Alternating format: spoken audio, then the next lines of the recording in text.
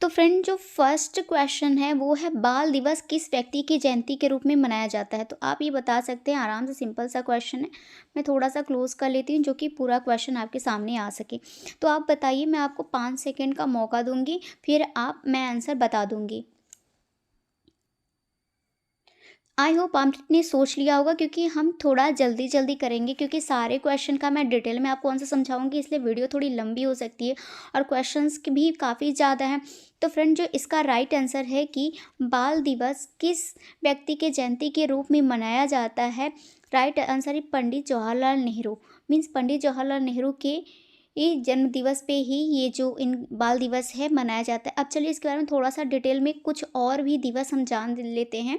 सबसे पहली बात तो बाल दिवस बहुत ज़्यादा पूछा जाता है कि बाल दिवस किस व्यक्ति के जयंती के रूप में मनाया जाता है। तो ये पंडित जवाहरलाल नेहरू।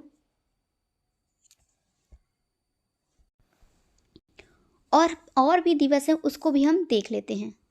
तो नेक्स्ट हमारा जो दिवस, हम थोड़ा बस एक एक बार हम आप लोगों को बताएंगे, क्योंकि बहुत सारे दिवस है। I hope bar bar repeat करने से मैंने हर एक क्वेश्चन में ये ऐड किया हुआ है, तो आपको बिल्कुल याद हो जाएगा। जैसे कि फ्रेंड बाल दिवस, जैसे कि ब्रेल दिवस जो है 4 जनवरी को मनाया जाता है। और जैसे बाल दिवस पंडित जवाहरलाल नेहरू को कब मनाया जाता है बताइए, 14 नवंबर को मनाया जाता है। और ब्रेल दिवस 4 जनवरी को। प्रवासी भारतीय दिवस, ये क्वेश्चन बहुत पूछा जाता है, प्रवासी भारतीय दिवस 9 जनवरी को। थल सेना दिवस, ये क्वेश्चन अभी प्रीवियस में सीटेड में देखने को मिला था। थल सेना दिवस कब मनाया जाता है, 15 जनवरी को। शहीद दिवस 30 जनवरी को। विश्व कैंसर दिवस 4 फरवरी को। अंतर्राष्ट्रीय मातृभाषा दिवस, जिसमें मैं टिक कर दूँ, मीन्स वो बहुत इंपॉर्टेंट है। तो अंतर्राष्ट्रीय मातृभाषा दिवस जो है 21 फरवरी को। राष्ट्रीय विज्ञान दिवस 28 फरवरी को। राष्ट्रीय सुरक्षा दिवस 4 मार्च। अंतर्राष्ट्रीय महिला दिवस 8 मार्च। विश्व जल संरक्षण दिवस 22 मार्च, बहुत बहुत ज़्यादा इंपॉर्टेंट। शहीद दिवस मैंने दोबारा इसमें हो गया है, ये 23 मार्च। विश्व स्वास्थ्य दिवस 7 अप्रैल। और अंबेडकर जयंती 14 अप्रैल। विश्व हीमोफीलिया दिवस 17 अप्रैल। पृथ्वी दिवस बहुत ज़्यादा इंपॉर्टेंट है 22 अप्रैल। विश्व श्रमिक दिवस 1 मई, ये क्वेश्चन भी देखने को एग्जाम में मिल चुका है यूपी टेट के। विश्व प्रवासी पक्षी दिवस 8 मई। विश्व रेड क्रॉस दिवस 8 मई। विश्व संग्रहालय दिवस 18 मई। विश्व परिवार दिवस 15 मई। अब हम इधर देख लेते हैं, विश्व रक्तदान दिवस 14 जून को, ये भी इम्पॉर्टेंट है फ्रेंड। विश्व शरणार्थी दिवस 20 जून को। अंतर्राष्ट्रीय योग दिवस 21 जून को। हमेशा एग्जाम में बार बार रिपीटेड क्वेश्चन है ये, कि विश्व अंतर्राष्ट्रीय दिवस कब मनाया जाता है। जो अंतर्राष्ट्रीय योग दिवस है वो 21 जून को मनाया जाता है। चिकित्सक दिवस 1 जुलाई। आयकर दिवस 24 जुलाई। कारगिल स्मृति दिवस, फ्रेंड ये तो बहुत ही चर्चे में माना जाता है। कारगिल स्मृति दिवस जो है 26 जुलाई को माना जाता है। विश्व स्तनपान दिवस 1 अगस्त। विश्व युवा दिवस 12 अगस्त। स्वतंत्रता दिवस तो ये नॉर्मली सभी को पता होगा कि 15 अगस्त को ही होता है। शिक्षक दिवस भी कभी कभी पूछ लिया जाता है, जो सभी को पता है, मतलब सभी लोग स्कूल जाते हैं तो नॉर्मल सी बात है भाई, उन्हें पता होगा कि शिक्षक दिवस जो है 5 सितंबर को मनाया जाता है। हिंदी दिवस भी 14 सितंबर को, बार बार एग्जाम में पूछे जाने वाला क्वेश्चन। लाल बहादुर शास्त्री, सबको पता है कि 2 अक्टूबर को महात्मा गांधी की जयंती रहती है, बट लाल बहादुर शास्त्री का भी 2 अक्टूबर को ही जयंती रहता है। विश्व प्रकृति दिवस 3 अक्टूबर। वायु सेना दिवस 8 अक्टूबर। विश्व सेना दिवस 9 नवंबर। बाल दिवस 14 नवंबर। यहाँ पास आप देख सकते हैं, जो कि आपके क्वेश्चन में ये पूछा था कि बाल दिवस किसके जन्म दिवस पे मनाया जाता है। तो पंडित जवाहरलाल नेहरू। और कब मनाया जाता है, 14 नवंबर को मनाया जाता है। विश्व नागरिक दिवस 19 नवंबर। विश्व एड्स दिवस 1 दिसंबर, बार बार एग्जाम में ये पूछे जाने वाला क्वेश्चन है। नौसेना दिवस 4 दिसंबर में, बार बार आपको फोर्स कर रही हूँ, जो जिस पे मैं टिक लगाई हूँ, मतलब वो चीज़ें बहुत इंपॉर्टेंट है। और झंडा दिवस 7 दिसंबर को मनाया जाता है। तो फर्स्ट वाले क्वेश्चन की जो स्लाइड रही उससे जितने भी इंपॉर्टेंट क्वेश्चंस बन सकते थे दिवस से, उतने मैंने आपको कंप्लीट करवा दिए हैं। नेक्स्ट हम क्वेश्चन पे चलते हैं। क्षेत्रफल के हिसाब से भारत के सबसे बड़े राज्यों की सूची नीचे दी गई है।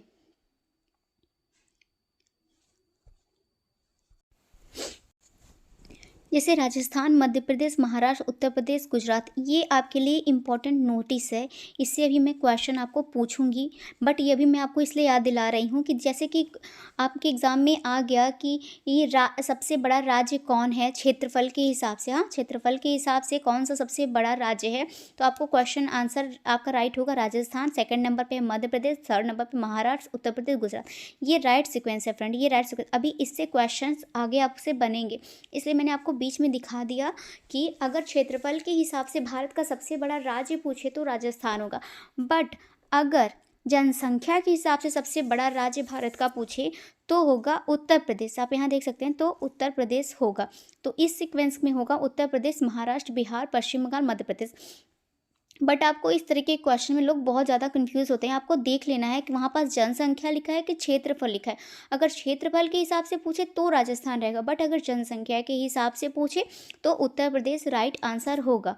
तो हम बढ़ते हैं नेक्स्ट क्वेश्चन के साइड। ये जो हमारा क्वेश्चन है ये है, महात्मा गांधी को राष्ट्रपिता के रूप में पहली बार किसके द्वारा पुकारा गया था। तो इसके ऑप्शन है वीर सावरकर, जिनको वीर सावरकर भी कहा जाता है, चंद्रशेखर आज़ाद, सुभाष चंद्र बोस, भगत सिंह। आपको बताना है कि महात्मा गांधी को राष्ट्रपिता के रूप में पहली बार किसने पुकारा था। तो आप अपने आंसर सोच लीजिए, फिर मैं बताती हूँ। तो फ्रेंड, इसका जो राइट आंसर होगा वो होगा सुभाष चंद्र बोस। मीन्स सुभाष चंद्र बोस ने इन्हें सबसे पहले राष्ट्रपिता कहकर पुकारा था। तो हम देख लेते हैं कि कुछ जो व्यक्ति हैं, जैसे कि जो इम्पोर्टेंट व्यक्ति हैं, उनको उनके निक नेम से बुलाया जाता है, मतलब उनको एक उपनाम प्रदान किया गया है। तो उपनाम से बहुत सारे क्वेश्चन पूछ लिए जाते हैं। जैसे कि महात्मा गांधी को महात्मा किसने कहा, उनको बापू कौन से व्यक्ति को कहा जाता है, किस। तो ऐसे क्वेश्चन बनते हैं एग्जाम में, जो कि मोस्टली देखने को मिलते हैं। जैसे कि लौह पुरुष जो कहा गया है फ्रेंड, लौह पुरुष सरदार वल्लभ भाई पटेल को कहते हैं, शांति पुरुष लाल बहादुर शास्त्री को कहते हैं, पंजाब केसरी कहते हैं लाला लाजपत राय को, देश बंधु के नाम से विख्यात है चित्तरंजन आजाद, बहुत फेमस है ये। और ये लोकमान के नाम से बाल गंगाधर तिलक। ये क्वेश्चन बार बार एग्जाम में पूछे जाने वाले हैं। गुरुदेव कहे जाते हैं, रविन्द्रनाथ टैगोर को गुरुदेव नाम से भी जाना जाता है, सुभाष चंद्र बोस को तो नेताजी बुलाते हैं, ये तो मोस्टली सभी को ही पता होगा। और भगत सिंह को शहीद ए आजम भी कहते हैं। मतलब अगर क्वेश्चन आ जाए कि भगत सिंह को किस निक नेम से जानते हैं या फिर उनका उपनाम क्या है, तो शहीद ए आजम है। या फिर क्वेश्चन इस प्रकार से बन जाए, शहीद ए आजम के नाम से कौन से व्यक्ति प्रमुख हैं या फिर फेमस हैं, तो आपका आंसर होगा भगत सिंह। और माता वसंत के नाम से एनी बेसेंट जानी जाती हैं। भारत का नेपोलियन समुद्रगुप्त को कहते हैं। भारत का मैकियावेली जो है, चाणक्य को भारत का मैकियावेली कहा जाता है। महाकवि कालिदास को भारत का शेक्सपियर कहा जाता है। वाल्मीकि को आदि कवि कहा जाता है, इनका उपनाम है वाल्मीकि जी का। रविन्द्रनाथ टैगोर को गुरुदेव कहा जाता है। सुभाष चंद्र बोस को नेताजी, ये रिपीटेड हो गया है। महात्मा गांधी को शब्द पिता या फिर बापू या फिर महात्मा, इन सब नामों से, महात्मा गांधी को बहुत सारे नामों से सब लोग पुकारते थे। आपको देखना है कि आपके क्वेश्चन में कौन से ऑप्शन देखने को मिलेंगे। और फिर आप यहाँ पर देख सकते हैं कि महामना मदन मोहन मालवीय को कहते थे great old man of India. भाई हमेशा एग्जाम में ये क्वेश्चन पूछने जाने वाला है कि great old man of India किसे कहते हैं, तो दादा भाई नौरोजी को ये कहते हैं। और भारत कोकिला तो सरोजिनी नायडू को कहते हैं, ये फेमस है। स्वर को अगर भारत कोकिला आ जाए तो सरोजिनी नायडू। बच्चे हमेशा कंफ्यूज होते हैं स्वर कोकिला और भारत कोकिला में। तो भारत कोकिला जो कहते हैं वो सरोजिनी नायडू को कहते हैं, और स्वर कोकिला जो कहते हैं वो लता मंगेशकर को कहते हैं। और निर्मल हृदय वो कहते हैं मदर टेरेसा को। मदर टेरेसा को कौन नहीं जानता है। भारतीय पुनर्जागरण का अग्रदूत, हमेशा क्वेश्चन ये पूछे जाने वाला है। यूपी टेट का तो भाई फेवरेट क्वेश्चन है ये, यूपी टेट का तो फेवरेट क्वेश्चन है। भारतीय पुनर्जागरण का अग्रदूत किसे कहा जाता है, तो राजा राममोहन राय को। फिर आधुनिक भारत के महान चिंतक जाने जाते हैं दयानंद सरस्वती। तो इस टाइप के जितने भी आपके क्वेश्चन थे वो मैंने कंप्लीट करा लिए। तो आपको देख के लग रहा होगा ना कि हाँ भाई क्या क्वेश्चन आया, उसके डिटेल किस हिसाब से समझा रही हैं मैम। तो हमारा जो नेक्स्ट क्वेश्चन है फ्रेंड वो है सेना दिवस किस तारीख को मनाया जाता है? तो अगर अभी मैंने बताया था, जब मैंने दिवस का चीज़ बताया था तो उसमें मैंने आपको रट्टा लगाया था कि आप जिसे मैं टिक कर रही हूँ वो चीज़ें इंपॉर्टेंट है, आप उसको पूरा देखिएगा, है ना? तो उसको मैंने आपको टिक कराया था। तो अब बताइए सेना दिवस किस तारीख को मनाया जाता है? अब दिमाग की बत्ती जली होगी कि मैम ने वो चीज़, वो स्लाइड क्यों दिखाया था? इसीलिए मैं हर एक स्लाइड से क्वेश्चन बन रहे हैं आपके। हर एक स्लाइड से मैंने क्वेश्चन लिया हुआ है, आपके दिमाग में बस छापने के लिए मैंने बनाया है। तो अब बताइए, आई होप आपने अपना आंसर सोच लिया होगा। तो सेना दिवस जो मनाया जाता है, आप बताइए क्या आपने 15 जनवरी सेलेक्ट किया है? अगर 15 जनवरी सेलेक्ट किया है तो आपका राइट ऑप्शन है। चलिए अब एक बार हम फिर से थोड़े से दिवस को देख लेते हैं, इम्पॉर्टेंट दिवस को। अगर आपने पहली वाली स्लाइड में इम्पॉर्टेंट दिवस को ध्यान में नहीं रखा था तो इस वाली स्लाइड को तो पक्का ही दिमाग में रख लीजिए। जैसे पल्स पोलियो दिवस जो मनाया जाता है वो 4 जनवरी को, थल सेना दिवस 15 जनवरी, अभी जस्ट मैंने ये बताया। फिर अगर सुभाष जयंती आ जाए तो 30 जनवरी को। फ्रेंड मैं एक बात कहना चाहती हूँ, अगर मेरे बोलने की स्पीड थोड़ी तेज़ लग रही है आपको तो आप प्लीज़ यूट्यूब पे ऑप्शन रहता है, आप उसको कम ज़्यादा कर सकते हैं, है ना? अगर आपको तेज़ लग रहा हो तो आप उसको थोड़ा सा स्लो मोशन में कर लीजिए, अगर मतलब स्लो धीरे लग रहा है तो आप उसको फास्ट फॉरवर्ड कर सकते हैं, 1.5 पे देख सकते हैं आप स्पीड करके, है ना? तो फिर चलिए हम अपना आगे का तैयारी करते हैं। जैसे सुभाष जयंती मनाया जाता है 23 जनवरी को। मतदान दिवस जो मनाया जाता है वो 25 जनवरी, हमेशा ये यूपी टेट का क्वेश्चन रिपीटेड है। और विज्ञान दिवस 28 फरवरी को, नॉर्मल सी बात है, सभी को पता है कि भाई विज्ञान दिवस 28 फरवरी को मनाया जाता है। सुरक्षा दिवस 4 मार्च को। महिला दिवस मोस्ट इंपॉर्टेंट, महिला दिवस हमेशा पूछा जाता है कि महिला दिवस कब मनाया जाता है, तो 8 मार्च को मनाया जाता है। फिर जल दिवस मैंने बताया था पहले वाली स्लाइड में कि 22 मार्च को मनाया जाता है। शहीद दिवस जो है 23 मार्च को। विश्व स्वास्थ्य दिवस 7 अप्रैल को। अंबेडकर जयंती 14 अप्रैल को। पृथ्वी दिवस मोस्ट इंपॉर्टेंट, ये वाला चीज़ जो है पृथ्वी दिवस, भाई हर बार क्वेश्चन में पूछा जाता है एग्जाम में। पृथ्वी दिवस 22 अप्रैल को। विश्व मजदूर दिवस जो है 1 मई को मनाया जाता है। विश्व रेड क्रॉस दिवस 8 मई को। पिछली वाली स्लाइड में ये था फ्रेंड, आपको बार बार मैं इसलिए रिपीट करवा रही हूँ कि आपको एग्जाम में आ जाए तो प्रॉब्लम ना हो। फिर विश्व रक्तदान दिवस जो है 15 जून। विश्व योग दिवस हमेशा एग्जाम में पूछने जाने वाला, इसलिए मैं रिपीट करा रही हूँ, 21 जून को मनाया जाता है। विश्व जनसंख्या दिवस 11 जुलाई को। स्वतंत्रता दिवस 15 अगस्त को। खेल दिवस 29 अगस्त को। शिक्षक दिवस 5 सितंबर को। विश्व साक्षरता दिवस एग्जाम में पूछा जाने वाला क्वेश्चन 8 सितंबर को मनाया जाता है। हिंदी दिवस 14 सितंबर को, अगेन मोस्ट इम्पॉर्टेंट दिवस। गांधी व शास्त्री जयंती 2 अक्टूबर को। मैंने बताया था कि गांधी जी और शास्त्री जी दोनों का जन्मदिवस जो है 2 अक्टूबर को ही पड़ता है। वायुसेना दिवस 8 अक्टूबर। हरियाणा दिवस 1 नवंबर। बाल दिवस 14 नवंबर। विश्व एड्स दिवस अगेन इंपॉर्टेंट है। विश्व एड्स दिवस 1 दिसंबर। नौसेना दिवस 4 दिसंबर। ये मैं पूछ चुकी हूँ, आपका first second question I think था स्लाइड का। किसान दिवस 23 दिसंबर। तो ये किसान दिवस भी इंपॉर्टेंट है। आई होप आपको सब कुछ क्लियर हो गया होगा। अब हम बढ़ते हैं नेक्स्ट अपने क्वेश्चन के साइड।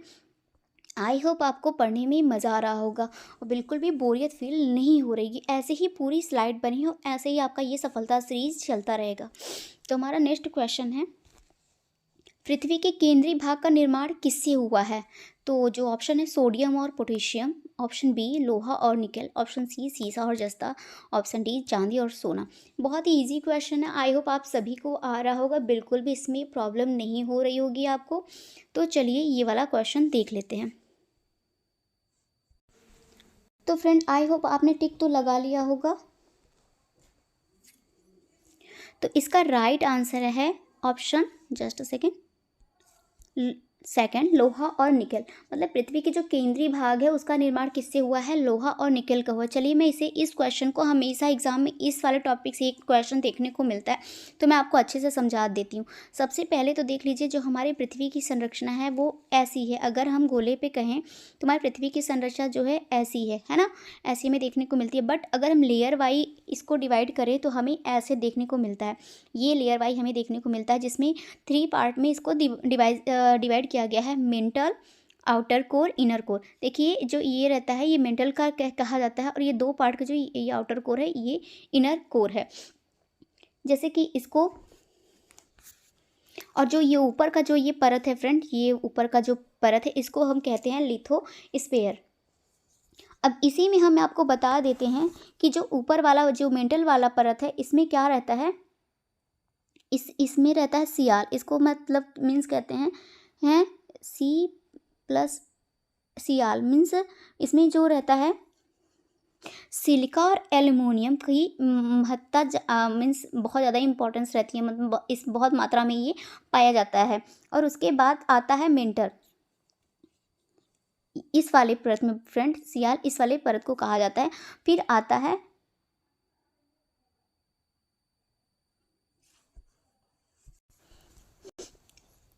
रुकिए मैं आपको स्टार्टिंग से समझाती हूँ, मैं थोड़ा सा इसको क्लियर कर लेती हूँ, क्योंकि इतना इम्पॉर्टेंट टॉपिक है ना कि हम लोग बिल्कुल भी इसको मिस नहीं कर सकते हैं।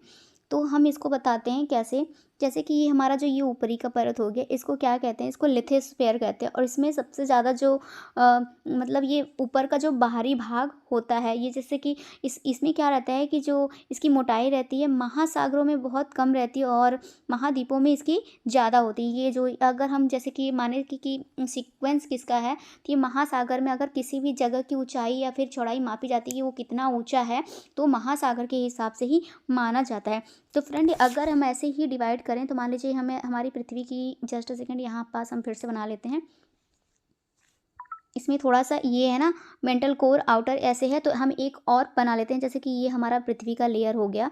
तो जो देखिए जो ये ऊपर का इसमें इसी वाले पोर्शन पे हम लोग मतलब सारे मानव जीव जगत जो है इस वाले पोर्शन पे निवास करते हैं। आई होप इस वाले पोर्शन पे आप समझ पा रहे होंगे।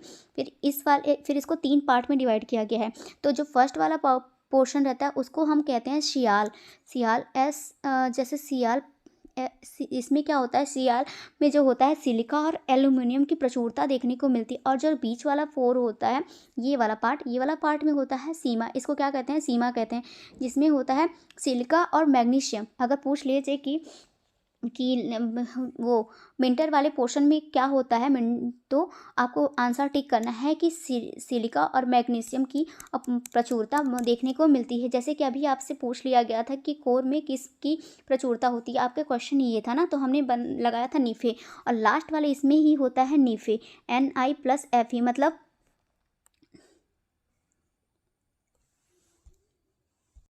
मतलब निकेल और लोहा। हमारा लास्ट वाला क्वेश्चन यही था। तो आई होप आप समझ गए होंगे कि ऊपर वाला जो परत होता है उसे लिथोस्फीयर कहते हैं, जो बीच का पार्ट होता है उसे सियाल कहते हैं, और बीच वाले और उसके नीचे वाले पार्ट को हम क्या कहते हैं, उसको सीमा कहते हैं। एकदम नीचे वाले ये लास्ट वाले पार्ट को हम क्या कहते हैं, निफे कहते हैं, जिसमें किसकी प्रचुरता होती है, निकेल और लोहा की। और ऊपर जो सियाल है उसमें सिलिका और एल्युमिनियम की प्रचुरता होती है। बीच वाला जो पार्ट है उसमें क्या होता है, सिलिका और मैग्नीशियम। तो आई होप आपको समझ में आ गया होगा, क्योंकि फ्रेंड इससे बहुत ही ज़्यादा क्वेश्चन देखने को एग्जाम में मिलते हैं। तो हम मूव करते हैं अपने नेक्स्ट क्वेश्चन के साइड। और बहुत सारे इस वाले क्वेश्चन से फ्रेंड बहुत ज़्यादा, मैं तो कहती हूँ एक बार आप यूट्यूब को सर्च कर लीजिए, इस वाले टॉपिक से आपको मोस्ट इंपॉर्टेंट क्वेश्चन देखने को मिलते हैं। बहुत कुछ है, अगर मैं इसको ही समझाने बैठ गई तो मोस्टली कम से कम 15-20 मिनट तो इसी क्वेश्चन को समझाने में चला जाएगा। बट ये बहुत ही ज़्यादा है कि क्रस्ट किसको कहते हैं, मेंटल किसको कहते हैं, क्रोड किसको कहते हैं, सियाल किस पार्ट में होता है, सीमा किस पार्ट में होता है, निफे किस पार्ट में होता है। और इससे जुड़ी और भी है, जैसे कि मेंटल का जो निचला भाग है वो कैसा है, इसे निफे कहते हैं। और इसका तापमान कितना है, इसका घनत्व, इन सब का पूछ लिया जाता है एग्ज़ाम में।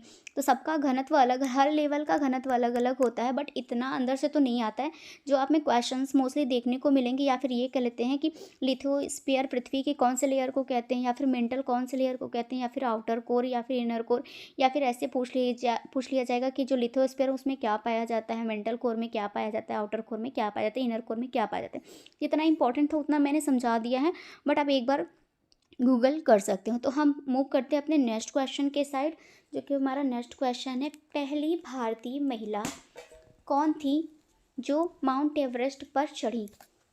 तो आप बता सकते हैं कि पहली भारतीय महिला कौन थी जो माउंट एवरेस्ट पर चढ़ी। तो आपके ऑप्शन है अवनी लेखरा, बछेंद्री पाल, अंजलि भागवत, सुनीता विलियम्स। तो आई होप आप इसका राइट आंसर पता चल गया होगा। तो मैं इसका राइट आंसर बता देती हूँ कि इसका राइट आंसर होगा बछेंद्री पाल। सभी को पता ही होगा, ये सिंपल सा क्वेश्चन है। बट आगे हम एक स्लाइड है जिसमें हम बताना चाहेंगे कि भारत में पहली कौन सी महिला क्या है। तो सबसे पहले हम क्या देख लेते हैं, पुरुष और महिला दोनों का स्लाइड देख लेते हैं। जैसे भारत में प्रथम की ये स्लाइड है, तो प्रथम राष्ट्रपति जो भारत के थी वो थे डॉक्टर राजेंद्र प्रसाद। आप देख सकते हैं डॉक्टर राजेंद्र प्रसाद। और उपराष्ट्रपति पूछ ले तो डॉक्टर सर्वपल्ली राधाकृष्णन।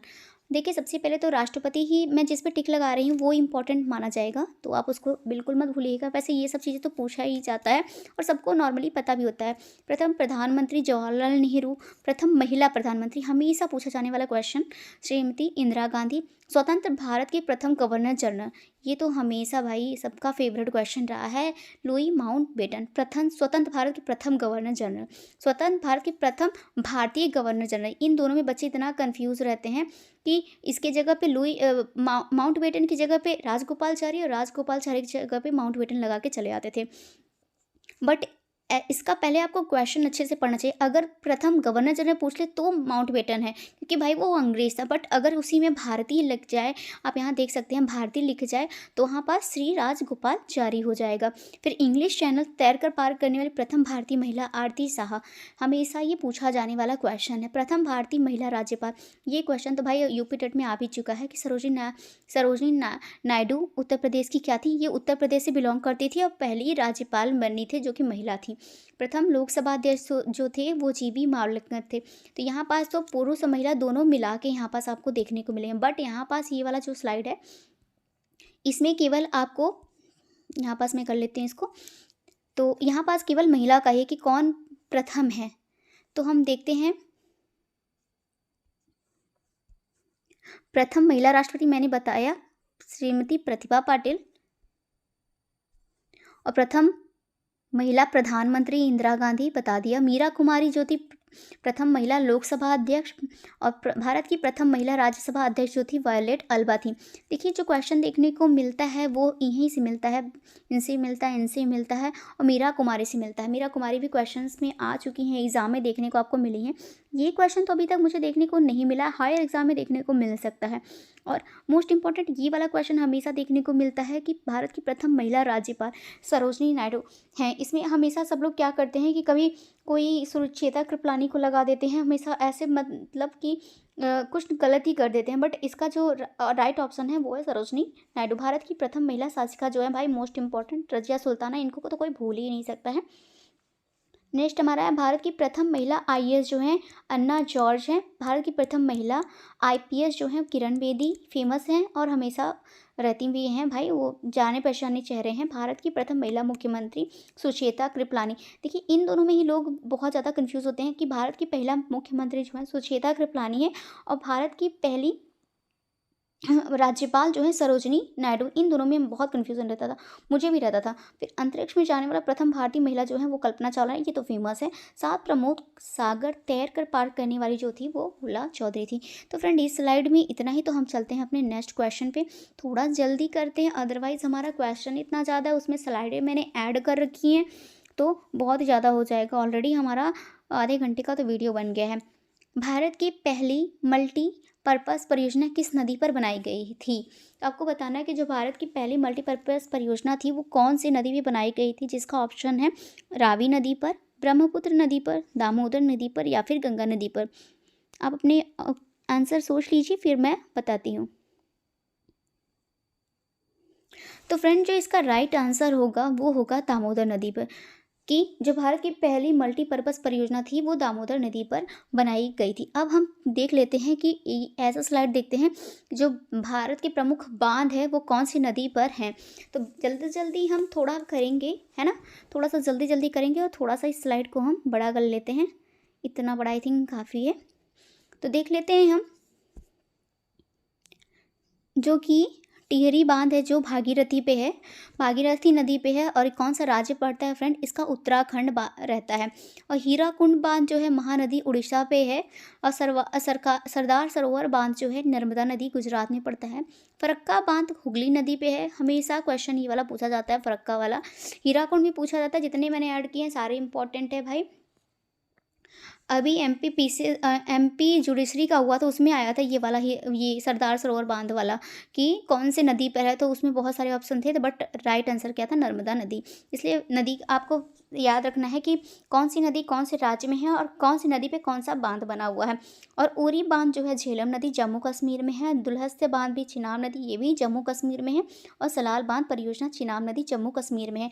तो फ्रेंड जम्मू कश्मीर में जो है देखिए झेलम नदी पे है, चिनाब नदी में है, और मतलब उरी, दुलहस्ता और सलाल, दुलहस्ते यहाँ पास लिखा है बट इसको दुलहस्ता बोलते हैं, अपने अपना बोलने हैं, बट मोस्टली सब जगह हमें दुलहस्ता देखने को मिलता है। तो उरी बांध, दुलहस्ता बांध और सलाल बांध और बगलिहार बांध, ये जो चारों हैं वो जम्मू कश्मीर राज्य में देखने को मिलते हैं।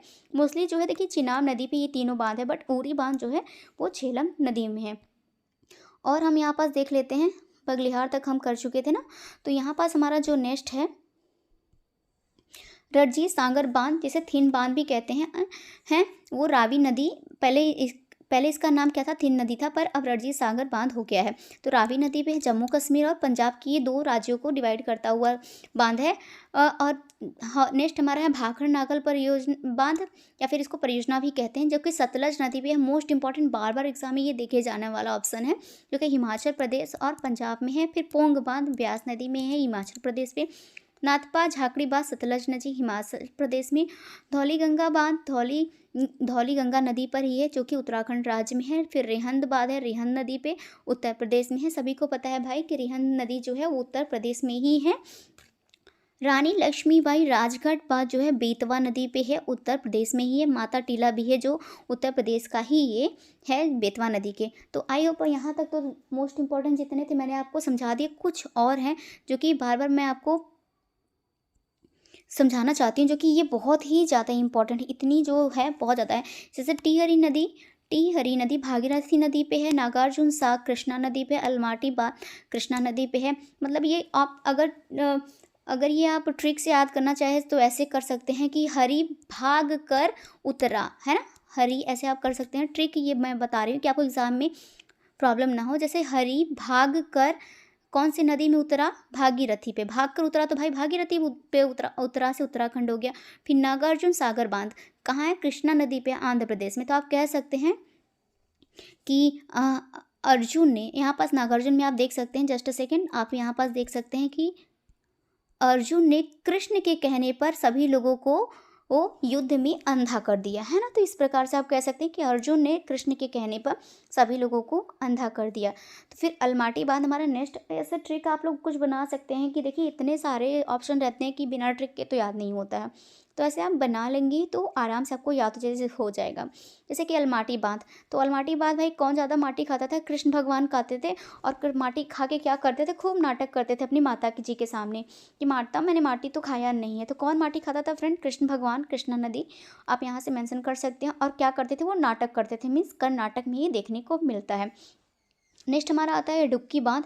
इडुक्की बांध जो है पेरियार नदी पे है, मतलब कि आप किसी चीज़ को पे कर रहे हैं, क्या कर रहे हैं आप यहाँ पास केरला को पे कर रहे हैं। बस वहाँ पास एक नदी है जिसका नाम है बस यार नदी है। कहते हैं यार मुझे क्या करना है, इडुक्की नदी में वो डुबकी लगाना है, मतलब एक डुबकी लगाना है।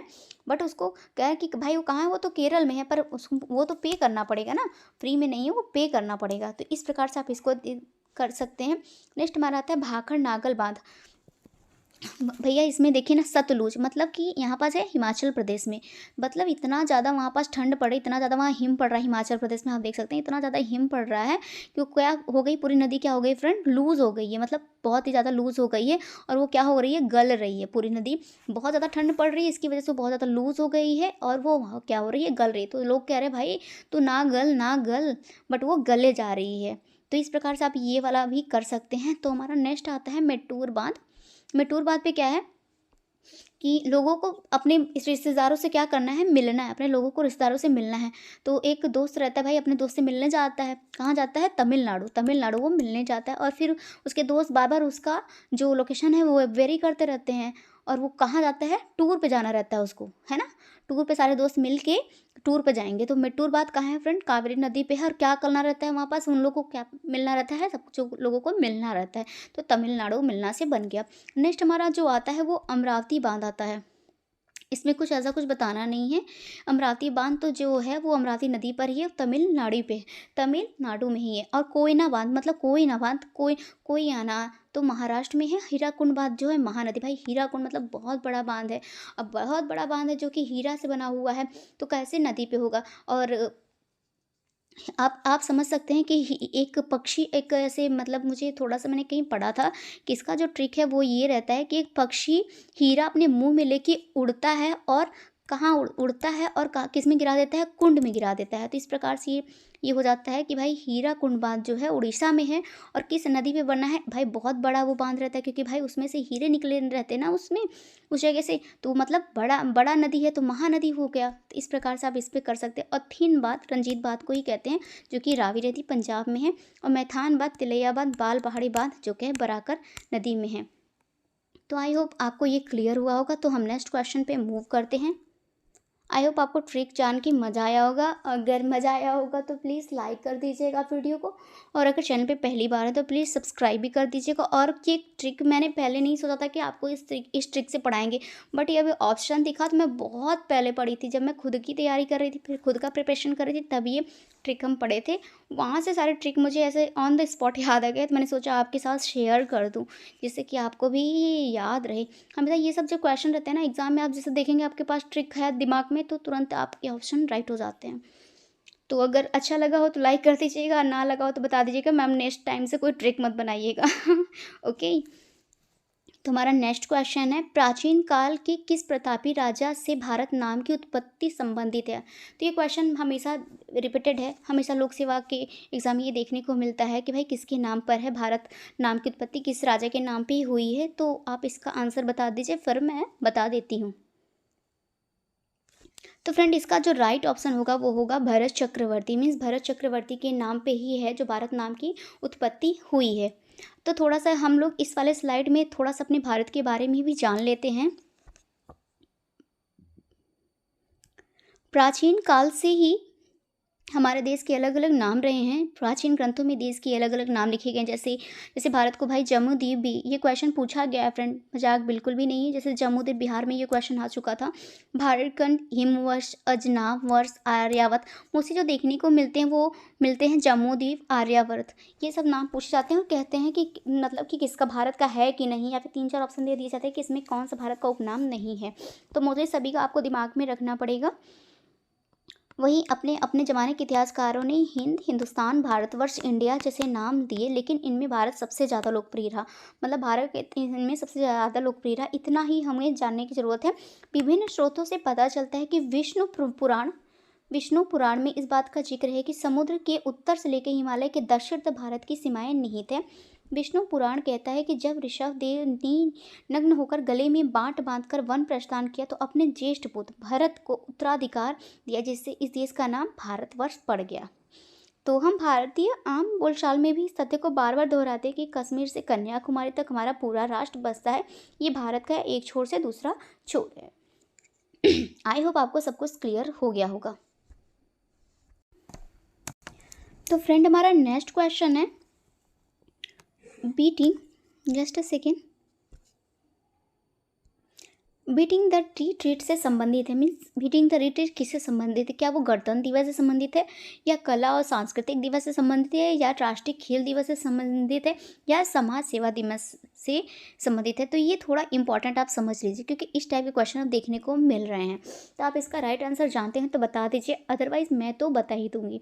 तो फ्रेंड इसका राइट आंसर जो है वो गणतंत्र दिवस, मीन्स बीटिंग द रिट्रीट जो संबंधित है वो गणतंत्र दिवस से संबंधित है। Just a second, sorry. Next हमारा क्वेश्चन आता है, कौन सी मिट्टी धान की खेती के लिए सबसे उत्तम है। किसी भी एग्जाम में आप देखेंगे कि आपको मिट्टी से संबंधित क्वेश्चन देखने को ही मिलेंगे। तो फिर इसका ऑप्शन है, पहला है दोमट मिट्टी, दूसरी काली मिट्टी, तीसरी है लाल मिट्टी, चौथी है मूल मिट्टी। तो आपको बताना है कि धान की खेती के लिए कौन सी मिट्टी जो है मोस्ट इम्पॉर्टेंट होती है। तो फ्रेंड आई होप आपने आंसर सोच लिया होगा। तो इसका जो राइट आंसर है वो दोमट मिट्टी है, बहुत ही सिंपल सा है।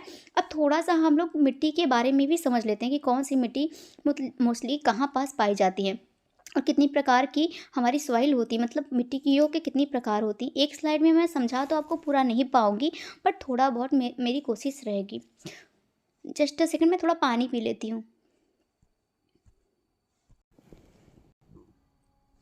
तो फ्रेंड यहाँ पास आप देख सकते हैं कि ये देखिए पर्वतीय मिट्टी है। जो मिट्टी के हमारे प्रकार पाए गए हैं वो पर्वतीय मिट्टी है, मरुस्थलीय मिट्टी है, जलोढ़ मिट्टी। ये वाला इलाका जो हमारा पूरा बीच का इलाका है वो जलोढ़ मिट्टी कहा जाता है। और ये जो बीच का यहाँ पास का इलाका है वो उसे काली मिट्टी, और यहाँ का इलाका जो है लाल मिट्टी। और ये जो आप यहाँ पास नीचे ब्लू ब्लू कलर का यहाँ पास आप देख रहे हैं, ये वाला पोर्शन, इसे लेटराइट मिट्टी कहते हैं। तो हम यही देख लेते हैं, जलोढ़ मिट्टी को क्या काप मिट्टियाँ भी कहते हैं, काली मिट्टी को ही रेंगुर मिट्टी भी कहते हैं, और लाल मिट्टी यहाँ पास मैंने बता ही दिया कि कौन से इलाका में यहाँ पास पड़ता है। और लेटराइट मिट्टी भी बता दिया, पर्वतीय मिट्टी ऊपर के बाहर, जैसे लद्दाख और कश्मीर का इलाका जो हो गया पर्वतीय मिट्टी हो गया। फिर शुष्क मरुस्थलीय मिट्टियाँ भी होती हैं, फिर लवड़ी मिट्टियाँ होती है, फिर दलदल युक्त मिट्टियाँ भी होती हैं। तो थोड़ा सा हम, लगता है एक स्लाइड मैंने ऐड नहीं किया, बट इतना मैं उसको आपको नेक्स्ट वाला जो आपका क्लास रहेगा उसमें मैं मिट्टी से संबंधित और भी क्वेश्चन है कि जैसे कि कपास के लिए कौन सी मिट्टी इंपॉर्टेंट होती है, धान की खेती के लिए कौन सी इंपॉर्टेंट होती है। तो मैंने वो धान की खेती वाला तो बता दिया आपको। जैसे कपास के लिए मोस्ट इंपॉर्टेंट होती है काली मिट्टी। काली मिट्टी को कौन से नाम से जाना जाता है, रेंगुर मिट्टी के नाम से भी जाना जाता है। तो आई होप आपको ये सब पसंद आया होगा और पढ़ाने का तरीका भी पसंद आया होगा। अगर आपने प्लीज़ अभी तक वीडियो को लाइक नहीं किया है तो प्लीज़ लाइक कर दीजिए। और तो हमारा नेक्स्ट क्वेश्चन है, किसने ब्राह्मी लिपि को पहचाना। तो आपको बताना है किसके द्वारा ब्राह्मी लिपि को पहचाना गया है। आपके ऑप्शन ये रहे सामने, James Prinsep, Alexander, John Marshall, George Washington. तो इसका राइट आंसर आप बताइए, फिर मैं बताती हूँ। तो जो ब्राह्मी लिपि पहचानी गई वो जेम्स प्रिंसेप के द्वारा पहचानी गई है। ये बार बार यूपी टेट का रिपीटेड क्वेश्चन है। अगर आप यूपी टेट सेटेट की तैयारी करें तो उसके लिए देख लीजिए। और बार बार यूपी कांस्टेबल में भी ये क्वेश्चन पूछा गया है। तो मैंने कहा ना, या फिर यूपी कांस्टेबल या फिर बिहार कांस्टेबल, किसी भी सिविल सेवा की आप तैयारी कर रहे हैं या फिर किसी भी टीचिंग एग्जाम की तैयारी कर रहे हैं जिसमें जनरल पेपर आ रहा है, जनरल पेपर में जीएस भाई हमेशा आता है, तो उसमें आपका ये वाला जो आपका ये वाला क्लास है बहुत ही ज़्यादा इंपॉर्टेंट होने वाला है। भले इसके क्वेश्चन आप देख सकते हैं, बट हर क्वेश्चन को किस हिसाब से मैं एक्सप्लेन कर रही हूँ ये मैटर करता है ना। तो हमारा नेक्स्ट क्वेश्चन है, संचिका दिवस किस तारीख को मनाया जाता है। तो आपका ऑप्शन है 15 सितंबर, 11 सितंबर, 8 फरवरी, 10 दिसंबर। आप सोच लीजिए, फिर मैं आंसर बताती हूँ। तो फ्रेंड इसका राइट आंसर है 15 सितंबर। संचयिका दिवस जो मनाया जाता है वो 15 सितंबर को मनाया जाता है। तो थोड़ा सा दिवस हम फिर से एक बार रिवाइज कर लेते हैं, क्योंकि हर एग्जाम में 2 से 3 क्वेश्चन जो है दिवस से पूछे जाते हैं। मैंने वही स्लाइड रखी है जो मैं पढ़ा चुकी हूँ आप लोगों को। बार बार मैं पढ़ाने से इस क्या होगा कि आपके दिमाग में बिल्कुल छाप देना चाहती हूँ कौन सा दिवस कौन से तारीख पे पढ़ाया मिलता है। तो पल्स पोलियो दिवस यहाँ पास मैं एक वो ले लेती हूँ। पल्स पोलियो दिवस 4 फरवरी, थल सेना दिवस 15 जनवरी, सुभाष जयंती 23 जनवरी, मतदान दिवस 25 जनवरी, गणतंत्र दिवस 26 जनवरी, विज्ञान दिवस मोस्ट इंपॉर्टेंट 28 फरवरी, सुरक्षा दिवस 4 मार्च, महिला दिवस 8 मार्च मोस्ट इंपॉर्टेंट महिला दिवस, जल दिवस भी मोस्ट इम्पॉर्टेंट शहीद दिवस आपके क्वेश्चन में मैं पूछ चुकी हूँ। विश्व स्वास्थ्य दिवस 7 अप्रैल, अंबेडकर जयंती 14 अप्रैल, पृथ्वी दिवस 22 अप्रैल, विश्व मजदूर दिवस क्वेश्चन भाई आया हुआ था जब हम यूपी टेट में बैठे थे। ये वाला क्वेश्चन उस टाइम हमें नहीं पता था कि 1 मई को विश्व मजदूर दिवस मनाया जाता है। विश्व रेड क्रॉस दिवस 8 मई, विश्व रक्तदान दिवस 15 जून, विश्व योग दिवस हमेशा पूछा जाने वाला 21 जून, विश्व जनसंख्या दिवस 11 जुलाई, स्वतंत्रता दिवस 15 अगस्त, खेल दिवस 29 अगस्त, शिक्षक दिवस 5 सितंबर, विश्व साक्षरता दिवस 8 सितंबर, हिंदी दिवस 14 सितंबर, गांधी व शास्त्री जयंती 2 अक्टूबर, वायुसेना दिवस 8 अक्टूबर, हरियाणा दिवस 1 नवंबर, बाल दिवस 14 नवंबर, विश्व एड्स दिवस 1 दिसंबर, नौसेना दिवस 4 दिसंबर, किसान दिवस 23 दिसंबर। ये तो हो गए आपके कुछ दिवस। और कुछ भी दिवस हम देख लेते हैं थोड़ा सा, इसको थोड़ा सा क्लोज कर लेते हैं। अंतर्राष्ट्रीय महिला दिवस 8 मार्च, विश्व पर्यावरण दिवस 5 जून, हमेशा क्वेश्चन पूछा जाने वाला है ये। अंतर्राष्ट्रीय श्रमिक दिवस 1 मई, विश्व जल संरक्षण दिवस 22 मार्च, बार बार मैं आपको रिपीट करा रही हूँ। अंतर्राष्ट्रीय योग दिवस 21 जून, तंबाकू विरोध दिवस 31 मई, राष्ट्रीय महिला दिवस 13 फरवरी, राष्ट्रीय विज्ञान दिवस 28 फरवरी, संयुक्त राष्ट्र दिवस 24 अक्टूबर, द राष्ट्रीय उपभोक्ता दिवस 24 दिसंबर, कारगिल विजय दिवस 26 जुलाई, भारतीय नौसेना दिवस 4 दिसंबर। मैं बार बार आपको रिपीट करा रही हूँ क्योंकि बहुत क्वेश्चन इस टाइप के देखने को मिल रहे हैं।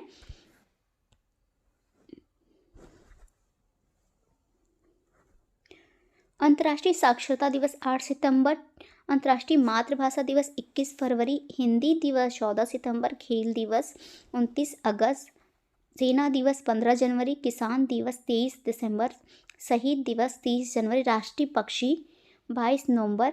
और भी बहुत सारे हैं, बट मुझे लग रहा है वीडियो काफ़ी लंबी हो जाएगी, तो ये पीडीएफ मैं आपको टेलीग्राम ग्रुप में शेयर कर दूंगी।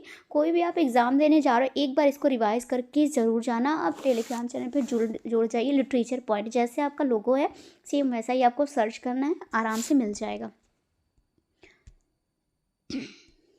तो हमारा नेक्स्ट क्वेश्चन है, डेक्कन एजुकेशनल सोसाइटी की स्थापना किसने की थी? तो आपको बताना है। ऑप्शन है वीर सावरकर, जवाहरलाल नेहरू, बाल गंगाधर तिलक, चंद्रशेखर आज़ाद। तो आप अपना ऑप्शन सोच लीजिए, फिर मैं इसका राइट आंसर बताती हूँ। तो फ्रेंड, इसका जो राइट आंसर है बाल गंगाधर तिलक, मीन्स बाल गंगाधर तिलक ने डेक्कन एजुकेशनल सोसाइटी की स्थापना की थी। अब नेक्स्ट हमारा क्वेश्चन आता है, भारत में कौन सी सुरंग सबसे लंबी है? तो इसका ऑप्शन है चेनानी नैसारी सुरंग, ऑप्शन बी है जवाहर सुरंग, मालपा सुरंग, पीर पंजाल सुरंग। तो आप इसका आंसर सोच लीजिए, फिर मैं आपको बताती हूँ। तो फ्रेंड, इसका जो राइट आंसर है चेनानी नैसारी सुरंग। थोड़ा जल्दी जल्दी करते हैं फ्रेंड, क्योंकि बहुत ज़्यादा टाइम हो गया है और अभी क्वेश्चन बहुत ज़्यादा बचे हुए हैं, तो हम थोड़ा सा जल्दी कर लेते हैं। अब थोड़ा सा इसका वो की पॉइंट देख लेते हैं कि पीर पंजाल रेलवे सुरंग 11.2 किलोमीटर लंबी रेलवे सुरंग है। भारत की सबसे लंबी सड़क सुरंग डॉक्टर श्यामा प्रसाद मुखर्जी सुरंग है, जिसे चेनानी नासरी सुरंग के रूप में भी जाना जाता है। अगर ये वाला नाम आ जाए डॉक्टर श्यामा प्रसाद मुखर्जी, तो इसका मतलब यही है कि इसे ही चेनानी नासरी सुरंग भी जाना जाता है, जिसकी लंबाई कितनी है फ्रेंड? 9.28 किलोमीटर है। तो आई होप आपको समझ में आ गया होगा। अब थोड़ा सा की पॉइंट देख लेते हैं। मैंने आई थिंक कुछ ज़्यादा ही ऐड कर दिया है, बट मैं बस आपको डिटेल में सब कुछ पढ़ाना चाहती थी, बट हमारा वीडियो काफ़ी लंबा होता जा रहा है। जैसे जम्मू में डॉक्टर श्यामा सड़क सुरंग भारत की सबसे लंबी हाईवे सुरंग है। इस सुरंग को पहले चेनानी नासरी सुरंग के नाम से जाना जाता था, बट अब इसका जो नाम हो गया है डॉक्टर श्यामा सड़क सुरंग हो गया है। यह 9 किमी लंबी सुरंग है, जो उधमपुर को जम्मू के रामबन से जोड़ती है। और यहाँ पास बहुत कुछ है, आप पढ़ लीजिएगा, है ना। और ये जो सुरंग है फ्रेंड, बनिहाल दर्रे को जौहर सुरंग के और जैसे कि ये थोड़ा सा अलग है कि बनिहाल दर्रे को जौहर सुरंग से भी जाना जाता है, जब पीर पंजाल श्रेणी में ये स्थित है। तो हमारा नेक्स्ट क्वेश्चन आता है, पुलिस स्मृति दिवस किस दिन अनुष्ठित होता है? मतलब किस दिन मनाया जाता है? तो आप बता सकते हैं। इसका ऑप्शन आप सोच लीजिए आंसर, फिर मैं इसका राइट आंसर बताती हूँ। तो फ्रेंड, इसका जो राइट आंसर होगा वो होगा 21 अक्टूबर, मीन्स 21 अक्टूबर को जो है पुलिस स्मृति दिवस मनाया जाता है।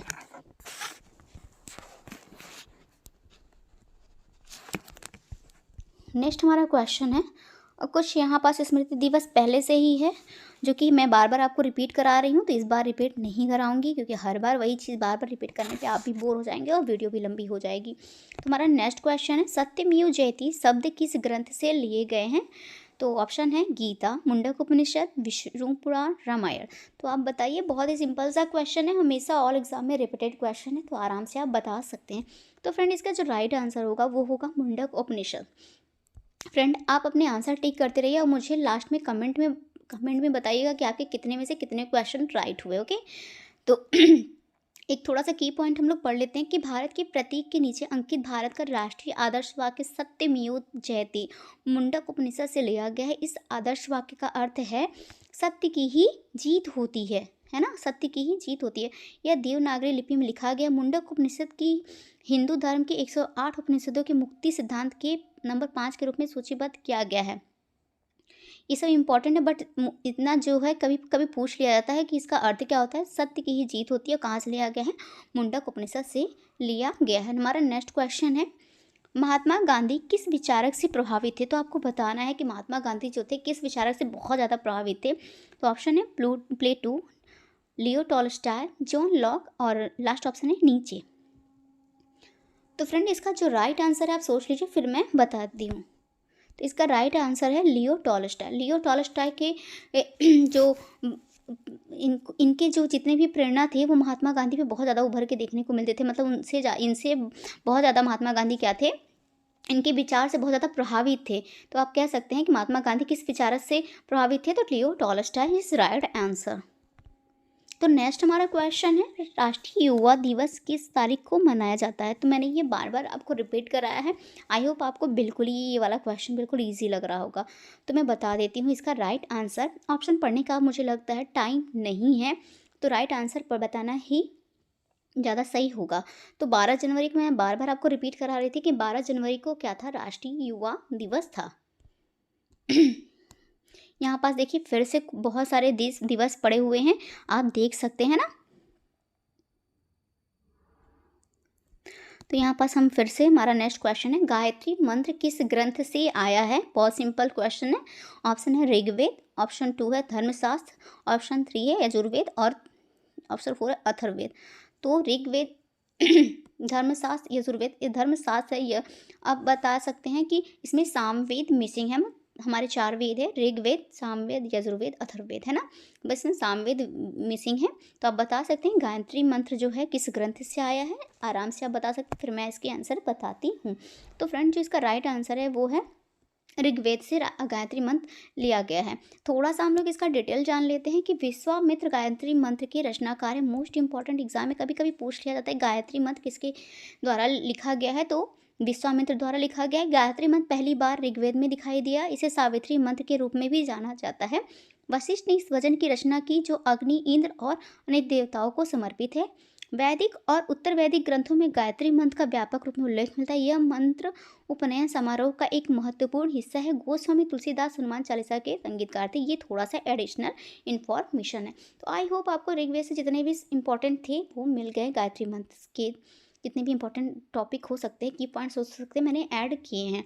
हमारा नेक्स्ट क्वेश्चन है, स्वतंत्रता के बाद भारत के पहले गवर्नर जनरल का नाम क्या था। तो मैंने ये आपको बहुत अच्छे से अभी समझाया है ना कि स्वतंत्रता के बाद भारत के पहले गवर्नर जनरल पूछा है। यहाँ पास आपसे क्या पूछा है, पहले गवर्नर जनरल। तो मैंने बताया भी था कि अब बच्चे कंफ्यूज कहाँ होते हैं। तो इसका राइट आंसर आप बता दीजिए, फिर मैं बताती हूँ। तो फ्रेंड इसका जो राइट आंसर होगा बताइए। बिल्कुल सही, लॉर्ड माउंटबेटन। क्योंकि यहाँ पास भारतीय नहीं लगा है ना, भारत के पहले बस गवर्नर जनरल पूछा है। अगर भारत के पहले भारतीय गवर्नर जनरल पूछ लेता तो वो जनरल चक्रवर्ती राजगोपालचारी आंसर होता, जो कि मैंने आपको वहाँ पास बताया हुआ था उस स्लाइड में। जैसे यहाँ पर देख सकते हैं कि लॉर्ड माउंटबेटन भारत के अंतिम ब्रिटिश गवर्नर जनरल थे।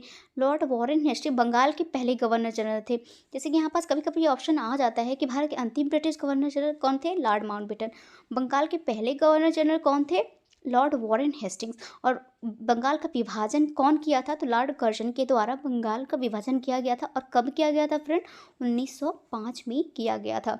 तो ये सब आपको क्लियर होना चाहिए। अगर आप लोग कहेंगे आप कोई भी टॉपिक मेंशन कर दीजिए कि मैम इस पर्सनल टॉपिक पे आप वीडियो बना दीजिए, तो मैं वो भी बना दूँगी। आपको जिस टॉपिक पे वीडियो चाहिए उसका कमेंट में मुझे लिख दीजिए, मैं उस पर ज़रूर बनाऊँगी और सारे कमेंट का रिप्लाई मैं ज़रूर करूँगी। बस आप लोग कमेंट करिए, क्योंकि आपका कमेंट देख के मुझे अच्छा लगता है। और नेक्स्ट वीडियो बनाने के लिए मैं क्या करती हूँ, थोड़ी सी मतलब मुझे इच्छा होती है कि हाँ भाई बच्चे मेरे वीडियोस देख रहे हैं तो मैं और वीडियोस उनके लिए और प्रोवाइड कराऊँ, है ना। तो हमारा नेक्स्ट क्वेश्चन है, किस महिला को भारत की पहली महिला राज्यपाल के रूप में चुना गया है। ये मैंने आपको स्लाइड में दिखाया था। तो आई होप आपको कोई प्रॉब्लम नहीं होगी। तो विजयालक्ष्मी पंडित, सरोजनी नायडू, प्रतिभा पाटिल, रजनी पटेल। तो मैंने आपको स्लाइड में बताया था, इसलिए तो आप बिल्कुल क्लियर होंगे। बट अगर एग्जाम हॉल में आप बैठे हैं तो पक्का है कि आप सरोजनी नायडू और प्रतिभा पाटिल में कन्फ्यूज़ हो जाएंगे। तो आपको बताना है राइट आंसर। तो फ्रेंड इसका जो राइट आंसर है वो है सरोजनी नायडू। मैंने आपको बताया था कि भारत की पहला महिला राज्यपाल जो चुनी गई थी वो सरोजनी नायडू चुनी गई थी। तो यहाँ पास पहली हैं जो देख सकते हैं कि पहली महिला राष्ट्रपति प्रतिभा पाटिल, प्रथम महिला प्रधानमंत्री इंदिरा गांधी, प्रथम महिला शासिका रजिया सुल्ताना और महिला पायलट जो है दुर्गा बनर्जी। ये न्यू क्वेश्चन एग्जाम में अभी तक देखने को नहीं मिला है, पर देखने को मिल भी सकता है।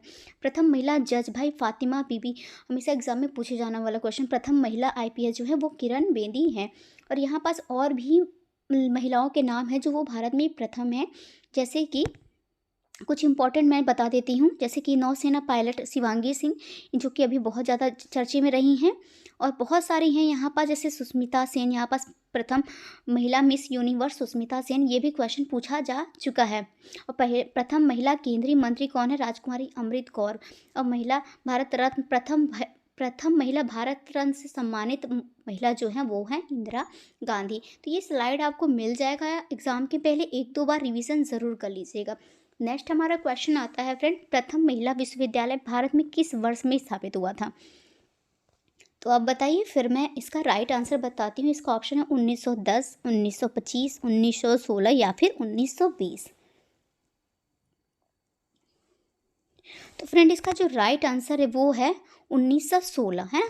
प्रथम महिला विश्वविद्यालय भारत में 1916 में स्थापित किया गया था। फ्रेंड एक और क्वेश्चन है कि भारत की प्रथम महिला जो है SC ST कैटेगरी की जो आती है, मतलब कि जनजाति प्रजाति उसमें, तो वो राष्ट्रपति कौन है? तो उसका राइट आंसर है फ्रेंड द्रौपदी मुर्मू।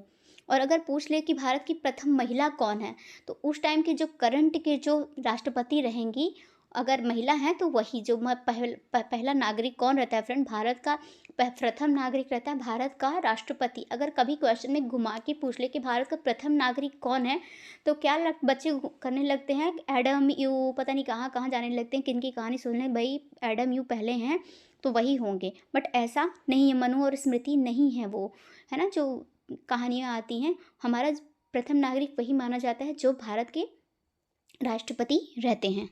तो आई होप आपका ये क्लियर होगा। नेक्स्ट हम यहाँ पर थोड़ा सा देख लेते हैं। वर्ष 1916 में झोंडो केशव कर्वे, जिन्हें महर्षि कर्वे के नाम से भी जाना जाता है, ने महिला अधिकारिता संस्थान की नींव रखी, जिसका नाम भारतीय महिला विश्वविद्यालय जो मुंबई महाराष्ट्र में स्थित है। वर्ष 1998 में महर्षि कर्वे भारत रत्न, इनको भारत रत्न कब मिला था? 1958 में मिला था। विश्वविद्यालय आदर्श वाक्य, एक प्रबुद्ध महिला अनंत शक्ति का स्रोत है, ये है। तो हमारा नेक्स्ट क्वेश्चन है, बिहू किस राज्य का पर्व है? तो बहुत सारे ऐसे क्वेश्चन मिलते हैं भाई, राज्य के पर्व से भी क्वेश्चन देखने को मिल जाते हैं हमेशा GS में ही। ये तो एक क्वेश्चन 2 क्वेश्चन तो देखने को मिलते ही हैं।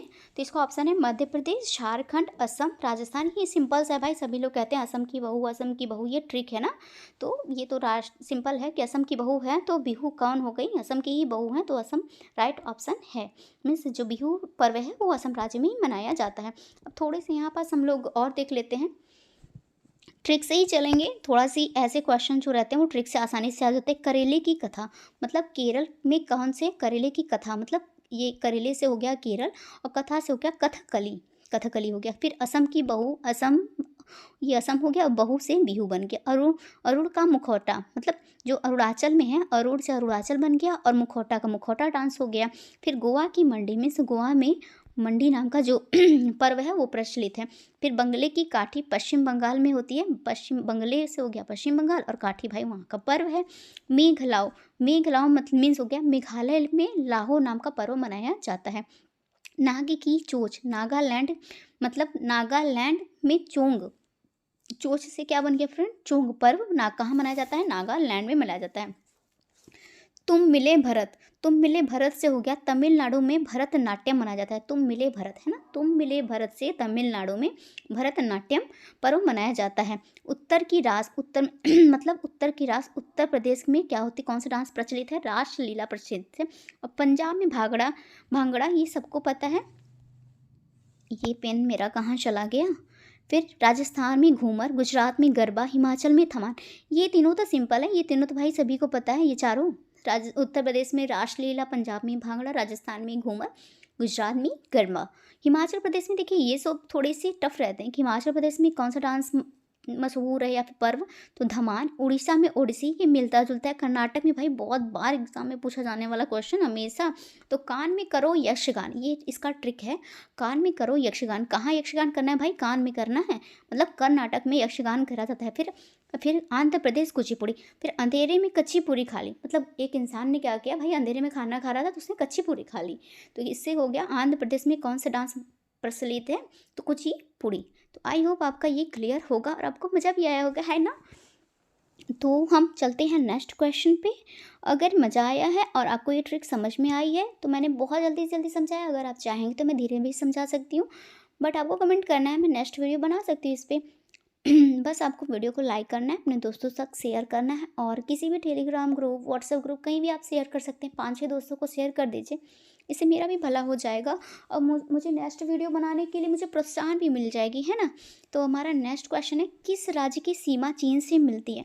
मोस्टली जितने भी टॉपिक बन सकते थे जीएस से, हर एक टॉपिक से मैंने क्वेश्चन उठाया है, और हर इस टॉपिक से मात्र एक क्वेश्चन मैंने उठाया, उसका डिटेल मैंने आपको कराया है। चाहे वो डांस से हो गया, चाहे वो मिट्टी से हो गया, चाहे वो सीमा से हो गया, चाहे वो दिवस से हो गया। आप देख रहे हैं जितने मैंने एक क्वेश्चन उठाया, एक क्वेश्चन का मैंने आपको डिटेल स्लाइड प्रदान की है। तो इसका आप आंसर बता सकते हैं।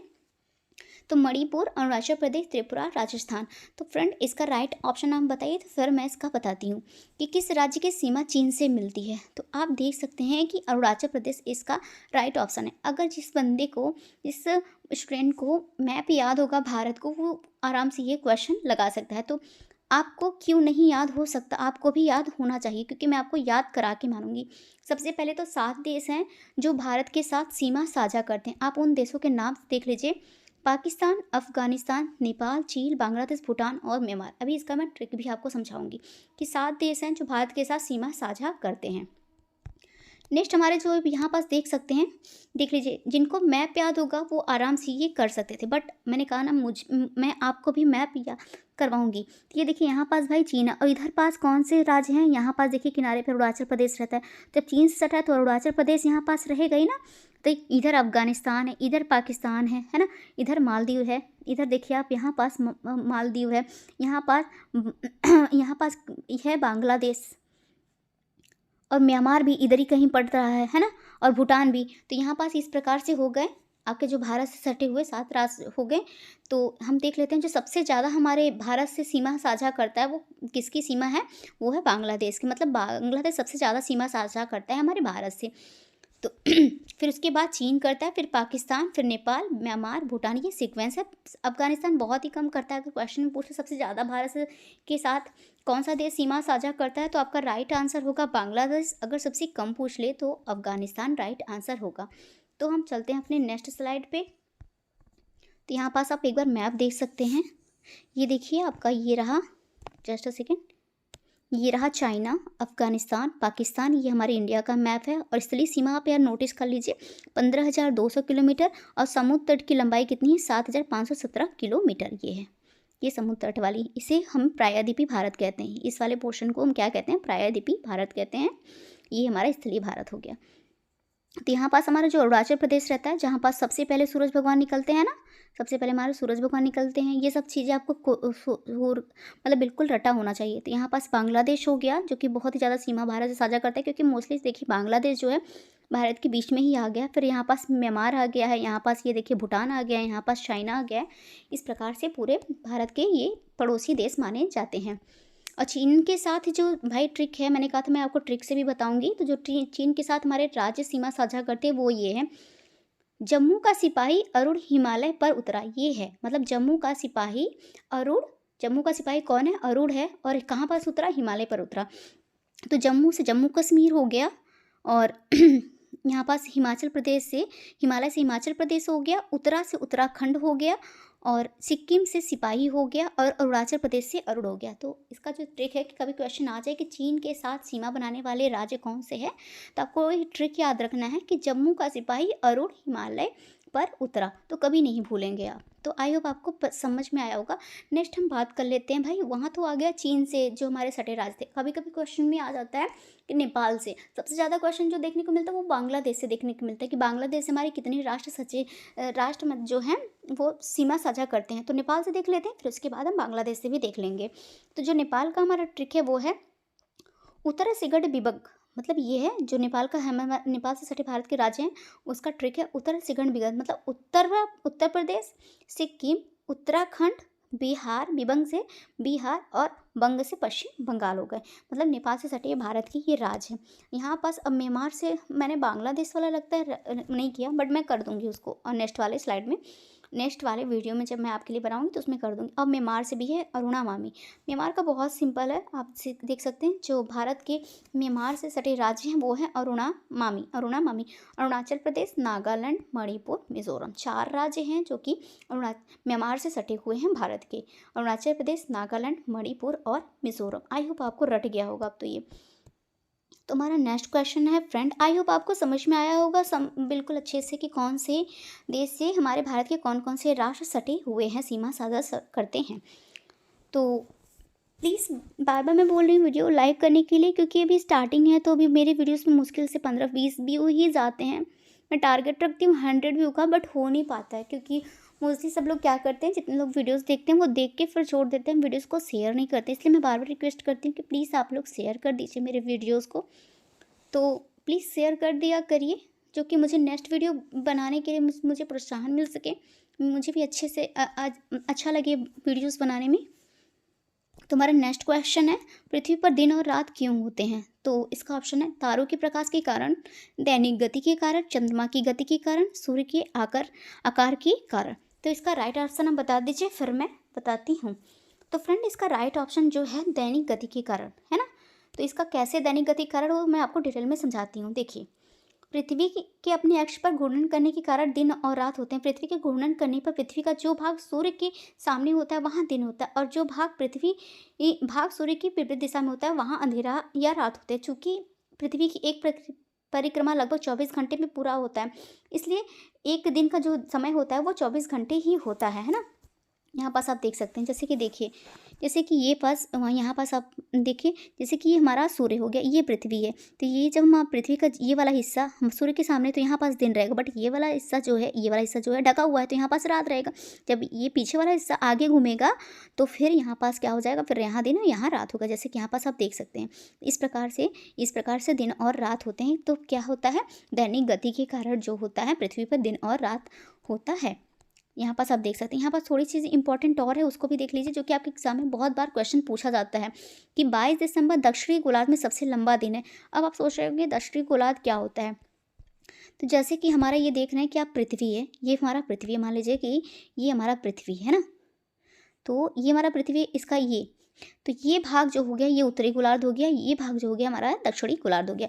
तो 22 दिसंबर को जो है दक्षिणी गोलार्ध में सबसे लंबा दिन माना जाता है। इस दिन मकर रेखा क्या होता है फ्रेंड, ये होता है बीच वाला जो मकर रेखा पर सूर्य की सीधे किरणें पड़ती है, क्योंकि दक्षिणी ध्रुव तो उसकी ओर झुकता है हमेशा। पृथ्वी जो है फ्रेंड ये यूँ झुका हुआ, पृथ्वी जो है ये ऐसे, ये देखिए गोला बन रहा है, बट मैं ऐसे बना के पृथ्वी अपने अक्ष पर थोड़ा सा झुका हुआ है, एकदम ऐसे नहीं है पृथ्वी हमारा, ऐसे गोले में नहीं है, वो अपने अक्ष से, मतलब कि हमारे अक्ष पे पृथ्वी ऐसे झुका हुआ है, तो इस हिसाब से वो करता है। तो यही पास मैं आपको समझाना चाहती हूँ। देखिए तो 22 दिसंबर दक्षिणी गोलार्ध में सबसे लंबा दिन है। इस दिन मकर रेखा पर सूर्य की सीधी किरणें पड़ती है, क्योंकि दक्षिणी ध्रुव उसकी ओर झुकता है। दक्षिणी गोलार्ध के एक बड़े हिस्से को प्रकाश मिलता है, क्योंकि सूर्य की किरणें मकर रेखा पर लंबवत पड़ती है। मैंने कहा था सूर्य की किरणें, जैसे ये हमारी पृथ्वी हो गई, जैसे कि हमारी ये पृथ्वी हो गई, और ये हमारा मकर रेखा पृथ्वी का हो गया। जब यहाँ पास सूर्य, जब ये जस्ट अ सेकेंड, मैं ये ले लेती हूँ। जैसे कि ये हमारा ये हो गया, ये सूर्य हो गया है ना, और ये हमारी पृथ्वी हो गई, और ये बीच का वाला रेखा क्या हो गया, ये मकर रेखा, भूमध्य वो क्या कहते हैं, तो ये हो गया। जब इसकी ऐसे सीधे पड़ती है तभी तो ये होता है। तो दक्षिण गोलार्ध में एक बड़े हिस्से को प्रकाश मिलता है, जब इसको प्रकाश मिलता है इस वाले हिस्से को, तो सूर्य की किरणें मकर रेखा पर लंबवत पड़ती है। पृथ्वी की इस हिस्से को शीतकालीन संक्रांति कहा जाता है। इस प्रक्रिया कारण दक्षिण गोलार्ध में गर्मियों में दिन अधिक लंबे और रातें अधिक छोटी होती हैं। उत्तरी गोलार्ध में सबसे छोटा दिन और सबसे लंबी रात के साथ विपरीत होता है। जबकि हमारे यहाँ क्या रहता है, देखिए जो हमारा हम जो पढ़ते हैं, हमारा भारत जो पढ़ता है वो उत्तरी गोलार्ध में पढ़ता है ना। यहाँ पास हम आपको दिखा देना चाहते हैं, जैसे हमारा भारत हो गया, तो हमारा भारत यहाँ पास पड़ेगा। ये हमारा ये वाला हिस्सा जो ऊपर का जो हिस्सा है, जैसे कि ये पृथ्वी ये हो गया पृथ्वी, तो हम भारत जो पढ़ते हैं हम यहाँ पढ़ते हैं, भारत हमारा यहाँ पड़ता है, तो हम उत्तरी गोलार्ध में हैं। तो इसलिए हमारे यहाँ क्या रहता है, हमारे यहाँ रातें लंबी रहती हैं और दिन छोटा रहता है ठंडियों का। बट ये ऐसा नहीं है, ये दक्षिण गोलार्ध में अपोजिट है, वहाँ पास रातें छोटी रहती है ना, रातें जो रहती हैं छोटी रहती हैं, बट दिन लंबा रहता है। जैसे कि यहाँ पास लिखा हुआ है, आप देख सकते हैं यहाँ पास ये क्या है, यही लिखा हुआ है ना, यहाँ पास यही लिखा हुआ है उत्तरी गोलार्ध में, जबकि इसका विपरीत रहता है। इंपॉर्टेंट पॉइंट्स थोड़ा सा हम देख लेते हैं, जो कि आप एग्जाम में हमेशा पूछा जाता है। देखिए 21 मार्च को और 23 सितंबर को सूर्य की सीधे किरणें भूमध्य रेखा पर पड़ती है, इक्वेटर। जैसे कि हम बता रहे थे ना, उस टाइम हमें नाम नहीं याद रहे थे। तो ये जो होता है पृथ्वी का बीचों बीच एरिया जो होता है, इसी को हम भूमध्य रेखा कहते हैं, या फिर विषुवत रेखा कहते हैं, या फिर इक्वेटर कहते हैं। बहुत सारे नामों से ये जाना जाता है ना, ये भूमध्य रेखा। और इसके ऊपर वाले को क्या कहते हैं, मकर रेखा कहते हैं। इसको भूमध्य रेखा कहते हैं, या फिर कह लीजिए विषुवत रेखा कह लेते हैं, या फिर इक्वेटर कर लेते हैं इस वाले बीच वाले पार्ट को। और इस वाले नीचे वाले पार्ट को जो हम कहते हैं वो कर्क कहते हैं ना। तो मकर रेखा और भूमध्य रेखा और कर्क रेखा, ये मैं बहुत डिटेल में समझाऊंगी तो बहुत लंबी हो जाएगी वीडियो, बट ये रेखा आप समझ लीजिए कि मकर, भूमध्य, विषुवत, मतलब विषुवत भी इसी को कहते हैं, इक्वेटर भी इसी को कहते हैं, और ये नीचे वाला जो रहता है वो कर्क रहता है। तो वही वो बता रहा था। तो 21 मार्च और 23 सितंबर को सूर्य की सीधे किरणें भूमध्य रेखा पर पड़ती हैं। पृथ्वी की इस स्थिति को विषुव कहते हैं। 21 जून को दक्षिण गोलार्ध में सबसे छोटा दिन और सबसे लंबी रात होती है। ये आप सोच लीजिए, डेट हमेशा क्वेश्चन पूछ लिया जाता है कि सबसे छोटा दिन और सबसे छोटी रात दक्षिणी गोलार्ध में कब होती है, तो वह है 21 जून। 21 जून उत्तरी गोलार्ध में सबसे लंबा दिन और सबसे छोटी रात होती है। पूछ ली ये, यहाँ पास आप दोनों में कन्फ्यूजन मत होइएगा। पृथ्वी की इस स्थिति को ग्रीष्म संक्रांति कहते हैं। ऊपर जो मैंने बताया था वो शीतकालीन संक्रांति था, बट यहाँ पास जो कहते हैं वो ग्रीष्म संक्रांति कहते हैं, है ना। उत्तरी गोलार्ध में सबसे बड़ा दिन जो होता है भाई वो 21 जून को होता है, जबकि सबसे छोटा दिन जो होता है वो 22 दिसंबर को होता है। ये क्वेश्चन हमेशा पूछ लिया जाता है कि उत्तरी गोलार्ध में सबसे बड़ा दिन कौन सा है। बच्चे हमेशा कंफ्यूज हो जाते हैं, भाई क्यों कंफ्यूज होना, सबको पता है। जस्ट अ सेकेंड, सबसे बड़ा दिन जो होता है वो 21 सबसे बड़ा दिन जो होता है वो 21 जून को। बच्चे क्या कहते हैं कि भाई 25 दिसंबर बड़ा दिन, तो 25 दिसंबर कर के चले आएंगे, बट वैसा 25 दिसंबर नहीं होता, उसको बस ऐसे बोलते हैं, बट 21 जून को सबसे बड़ा दिन माना जाता है। तो आज की वीडियोस में बस इतना ही। आई होप आपको क्वेश्चंस पसंद आए होंगे और समझाने का तरीका भी समझ में आया होगा आपको। और अगर नहीं आया होगा तो आप कमेंट में मुझे बता सकते हैं और मैं उसको सुधार लाने की कोशिश करूँगी। बस आपको क्या करना है, वीडियो को लाइक करना है, मेरे चैनल को सब्सक्राइब करना है, अपने 5 दोस्तों तक इसको शेयर करना है ना। बस इतना करना है। और फ्रेंड मैं ये बता देना चाहती हूँ कि आपको जल्द ही इसमें यहाँ की जो DSSB की वैकेंसी निकली है TGT PGT की, तो इंग्लिश सब्जेक्ट का मैं डिटेल में क्लास लेने वाली हूँ। तो अगर आप उसमें इच्छा रखते हैं DSSB में TGT PGT का इंग्लिश सब्जेक्ट से आप रखते हैं, तो उसकी आपको पूरी क्लासेस यहाँ पास फ्री में प्रोवाइड करा जाएंगी। बस आप चैनल को सब्सक्राइब कर लीजिए। और जनरल पेपर की तैयारी तो मैं करा ही रही हूँ, मतलब ये सफलता बैच तो आपका चलता ही रहेगा, हमेशा चलता रहेगा। और DSSB का जो TGT PGT का वैकेंसी है इंग्लिश सब्जेक्ट का, उसे भी मैं कंप्लीट कराऊंगी। तो कोई पेड कोर्स लेने की ज़रूरत नहीं है, बस आप मुझे सपोर्ट करिए। Thank you for watching, keep supporting and like share subscribe literature point. Bye bye, मिलते हैं नेक्स्ट वीडियो में।